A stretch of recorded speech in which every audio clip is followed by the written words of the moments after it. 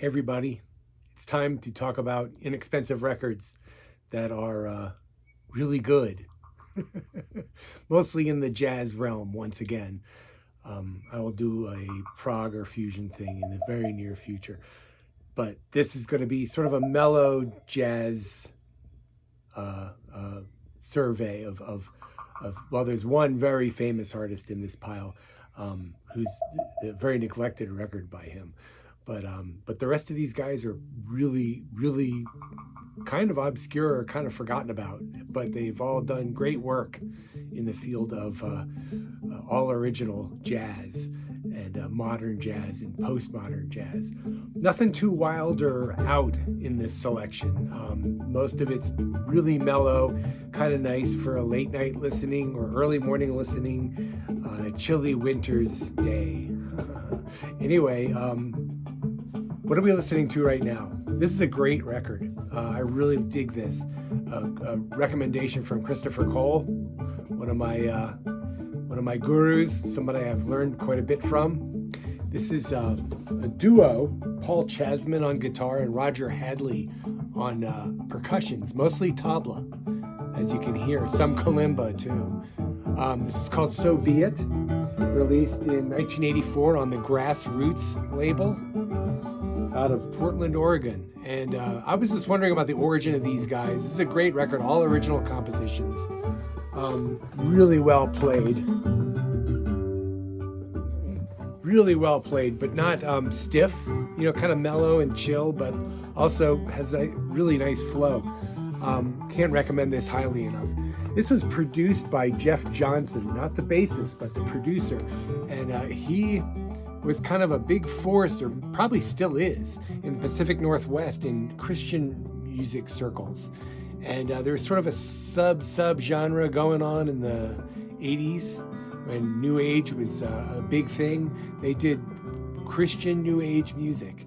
And Jeff Johnson was either playing on those, singing on those, or producing those. And I think he was also later associated with the bassist David Friesen, who's also from that part of the world. Anyway, this is a great record. You're going to be hearing it the whole time. Not really representative of everything I'm talking about, but nice and long, gives me time to prattle. And I think this is a record that's very cheap, relatively plentiful, and something that you might really dig. Anyway, the one famous guy I'm going to talk about, everybody seems to have forgotten this record, is John Scofield. And John Scofield, as you know, started out playing with Billy Cobham, Gary Burton, all kinds of people, and then struck out on his own. Miles Davis he played with, and now he's a megastar, guitar megastar, certifiably. Anyway, this is one of his very early, if not his first, solo record. I think it's not his first. I think he recorded the one on Inner City first. And then there was one Japan only that came out over here on CD as well. Anyway, this is Who's Who. It's on the Arista Novus label, which I have to say is a real treasure trove of cheap and great jazz. Some of it very edgy, some of it not so much. I really like where this album is. It's not a straight ahead jazz record, but it's also not a heavy fusion record like his later work with Dennis Chambers and Gary Granger and Robert Arias, I think. Aries. Anyway, this is sort of in between those two, and this has Dave Liebman on it, always a plus. Kenny Kirkland on Fender Rhodes and acoustic piano. And one of my favorites of all time, Steve Jordan on drums, who just tears it up magnificently on this. Anyway, what a great record. Billy Hart's on a couple of tracks, Eddie Gomez on a couple of tracks. But Anthony Jackson is on most of it. So with this personnel, it's great. And the compositions on this are absolutely gorgeous. Really some of Scofield's best work. And it's a record I go back to time and time again. And it's really cheap and it's everywhere. And it's uncharacteristic of his work with Steve Swallow and Adam Nussbaum and later on Bill Stewart. Uncharacteristic of his work with Joe Lovano. It's really different. And of course, not a funk jazz thing at all. although some of it's kind of funky because Steve Jordan and Anthony Jackson, you're gonna be some funk going on there.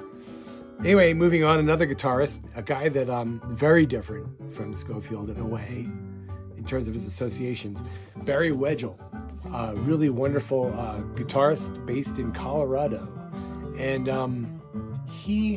his main sideman credits are with Steve Lacy of all people. I didn't even know that Steve Lacy recorded with a guitarist, but he repeatedly worked with Barry Wedgle, and Wedgle is really an interesting and excellent guitarist. Not a lot of effects, but just really interesting and beautiful work on this record. It's called KAKE, and it kind of reminds me, I talked about the Inner City label a few weeks ago. It kind of reminds me of the Ray Wilkes record, Dark Blue Man, because there's a real variety of styles on this. There's a big band track, there's a straight ahead jazz track, there's solo guitar, there's a guitar quartet, guitar, bass, drums, piano. There's also a trio, there's a track with voices, all original, very adventurous music. And this is a little harder to find than some of the other things I'm going to talk about because it's a self-released record. But it's really excellent. And if you do run across this, get it. Wedgle also appeared on an album by Mike Ellis that I really like, that I probably need to talk about. Not an expensive record, but very hard to find. And he's also on Jerry Granelli's first record. And he worked quite a bit with Jerry Granelli over the years, the great drummer, Jerry Granelli, who very prolifically recorded from the 80s until very recently. Anyway, great record, KAKE, K-A-K-E, on the Wonderful World Records label. This is from 1982. Another guitarist, he's not the name on this, but another guitarist I really dig is Vic Juris, and I'm basically buy anything that he's on. I advise you strongly to do so. Vic Juris is on this record, and it's called Network, by Bill Goodwin's Solar Energy. Bill Goodwin is a drummer that played with Phil Woods for years, and Gary Burton, and a bunch of other guys too. I don't know who else, but Bill Goodwin got around, and I think he's still active. He's got to be in his 80s now. But a tremendous player, very creative, sort of in the same vein as like George Marsh and people like that. Real swinging, really a jazz guy. This album is really interesting. It's a guitar, bass, drums trio. The bassist is Tony Marino, who's played with everybody, sessions, jazz, all kinds of stuff. And there's a couple of tracks upon which Tony Marino plays funky electric bass, so there is some funk on this, jazz funk. There's a couple of tracks with an extra percussionist named Mark Holan, but this is great, and it's a real tour de force for Vic Juris. If you're into his guitar playing or just jazz guitar in general, highly recommend this record. It's really great. There was a follow-up to this with a yellow cover. I can't remember the title of it. I have it somewhere. It's not nearly as good, oddly enough. I mean, it's okay. It's a decent record. It's got Scofield on it, as a matter of fact. But this album is all top to bottom, beginning to end, just a great, very energetic jazz record, and some funk thrown in there too. Here's a really interesting group. I've had several copies of this record over the years, and it didn't really grab me until recently. And the reason is because it's all acoustic, and I was kind of hoping that there'd be some Fender Rhodes on there with maybe some wah-wah or some flanger. Is that too much to ask? It's all acoustic, but it's still a great record, and there's a reason why it's so great. This is called Fugitive by the Midtown Jazz Mobile, or Jazz Mobile, or Jazz Mobile. Midtown Jazz Mobile. Mobile, I don't know. Anyway, really interesting group from, where are they from? Tennessee, Memphis. They're from Memphis, Tennessee. Not a jazz hotbed, at least at the time. Back in 1982, I don't think Memphis was a big jazz hotbed. But that said, there are some great players on this, and they have really interesting backgrounds. So it's a pretty standard sort of lineup. Piano, acoustic, a guy on congas and percussion, drummer, guy playing reeds, bassist, and a guitarist. The guitarist is very interesting, Gerard Harris, who recorded a couple of solo records with most of these guys still playing with him. And then he later was in a version of Kool and the Gang, believe it or not. Anyway, he is an absolutely smoking guitarist. He also plays keyboards on some of his own records. There was a follow-up to this as well a few years later, which I don't have. But when I get it, I will talk about it because it's also cheap. Anyway, Fugitive is their first record. And there's some really interesting players on it. The saxophonist, Jim Spake, played on hundreds, literally, of sessions. He was also a guest on a record by Curlew. Can you believe that? The super avant-garde jazz rock band that was on cuneiform. The drummer on this, what's his name? Doug Garrison, played with Alex Chilton for years, mostly rock stuff. And is also featured on a Curlew adjacent record, also on cuneiform. He's got dozens and dozens of studio credits, mostly in rock, funk, and blues. The piano player, really interesting, George Caldwell, mostly played jazz piano, but it's killing me now because I looked it up. I can't remember what. I know what record he's on. He's on a Nathan Davis record that goes for several $100s. It's called If. He's the keyboard player on that. That was recorded a few years before this. But George Caldwell, really interesting keyboard player. So these guys are just great musicians. And this is a pretty cool record. It's not the kind of jazz that's gonna bowl you over, but it's more than just merely pleasant. And it's all original, which is really nice. I like a jazz record that's all originals. Most of the pieces were written by Gerard Harris, the guitarist. And it's just a good, solid modern jazz record. Not lame in any way, shape, or form. So check that out, Fugitive. This is another Christopher Cole recommendation. I had to suspend my disbelief, but when I looked at the credits on Discogs, I was convinced I had to have it. And it's very, very good. It's by a Canadian pianist named Daniel Janke. And he works mostly, subsequent to this was his first recorded effort as a leader. Most of his subsequent work has been in the soundtrack and modern classical realm. He's a really interesting piano player because on this, there are definitely some new age sort of postmodern sort of elements. There's a piece with a lot of kalimba in it. There's a lot of vibes and marimba on this. And the support, the band on this is incredible. Michel Donato on bass, who played virtually on every important Canadian jazz recording from the 80s into the 90s and probably is still active. The man is an incredible musician. So that's the bassist. On reeds, what's his name?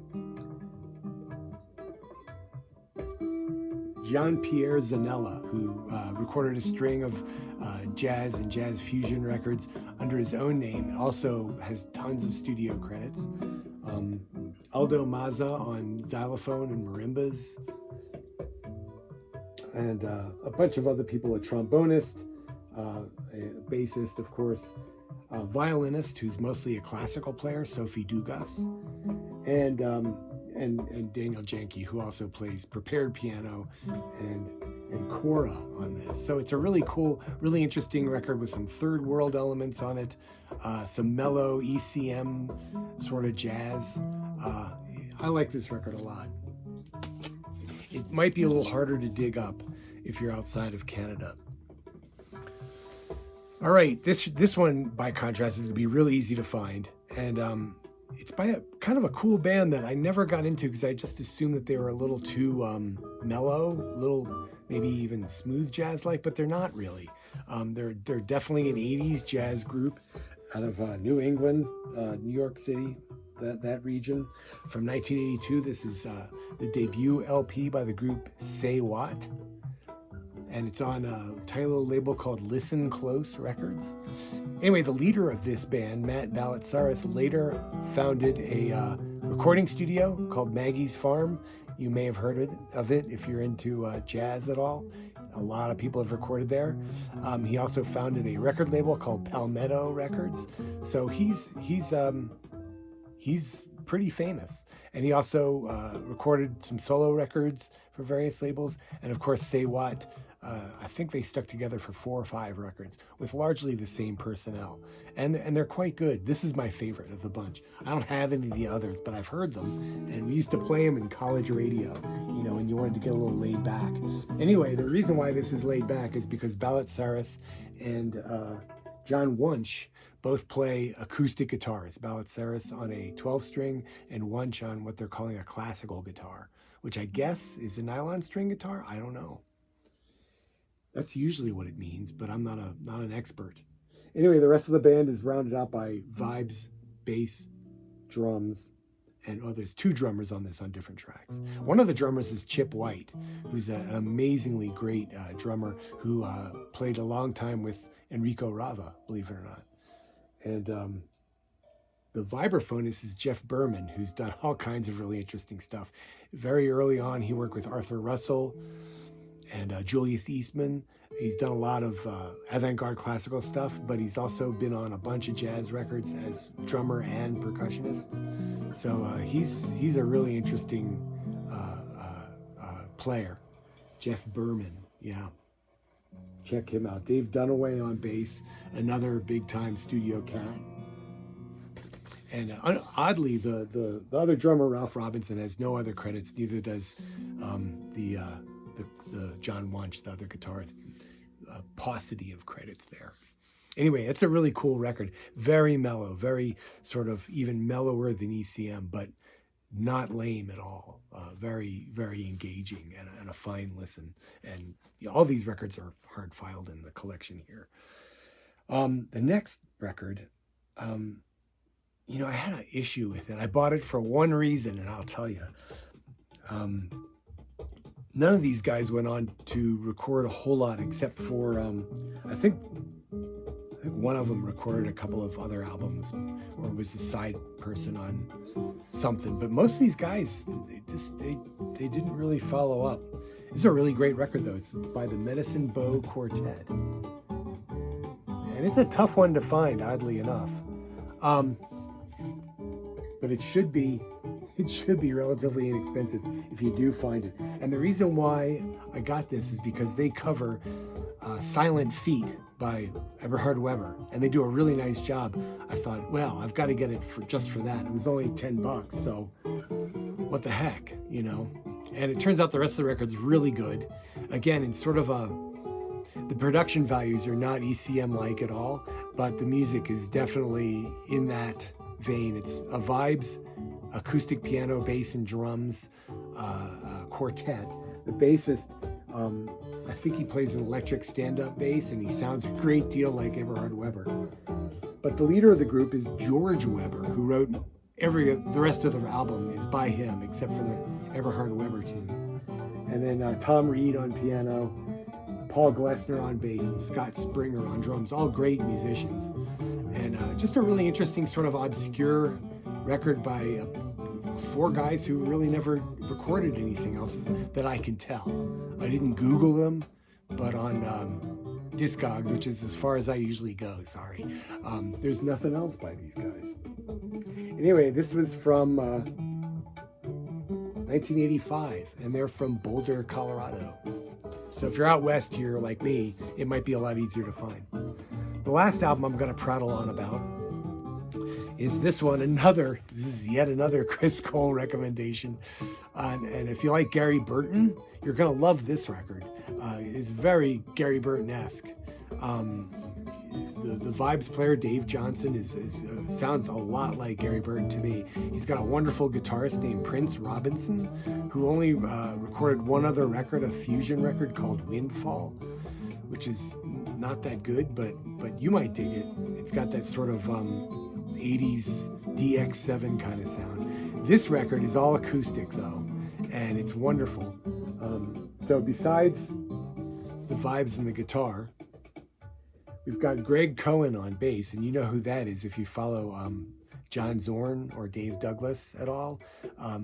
Greg Cohen, of course, was a charter member of the Masada Quartet, and is also a member of long-standing of Tom Waits' backing band, and has played with a zillion other people. I mean, that guy's got more credits, hundreds and hundreds of recording credits.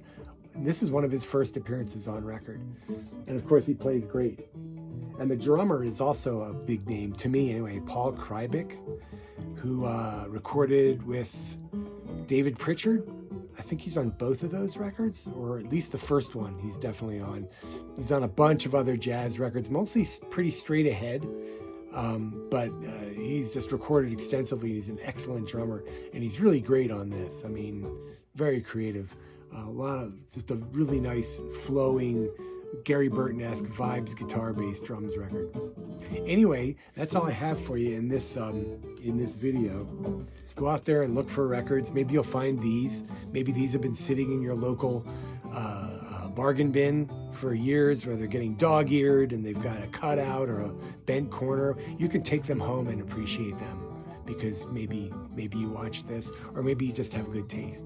Anyway, I'll be back again with a more fusion-dominated list to talk about. And then we're going to get into some Euro jazz and some progressive rock and just weird albums in general. That's what's in store for 2026. Yeah, Happy New Year. I hope this one's better.